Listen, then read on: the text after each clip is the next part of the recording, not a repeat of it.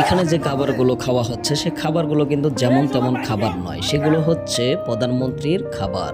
আর এই খাবারগুলো গণভবনে ঢুকে তারা খাচ্ছে খুবই সুন্দর করে।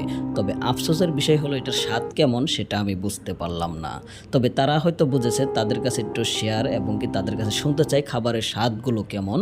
এছাড়াও মাননীয় প্রধানমন্ত্রী যখন দেশ ছেড়ে পালায় তখনই কিন্তু তারা এই গণভবনে ঢুকে পড়ে যার যেটা লাগতেছে সে সেটা নিয়ে কিন্তু যাচ্ছে। কারো লাগতেছে হাঁস, কারো লাগতেছে গরু, কারো লাগতেছে বিছানা, কারো লাগতেছে সোফা, কারো লাগতেছে টিভি, কারো লাগতেছে ফ্রিজ। যার যেটা মনে চাচ্ছে সে সেটা নিয়ে যাচ্ছে।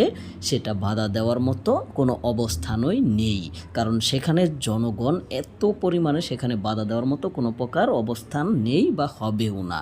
সেই কারণেই দেশ ছেড়ে এবং কি দেশের প্রধানমন্ত্রী পদত্যাগ করার বাধ্য হয়েছে এবং দেশ ছেড়ে পালানোর সিদ্ধান্ত নিয়েছে এবং কি পালানোর সক্ষম হয়েছে।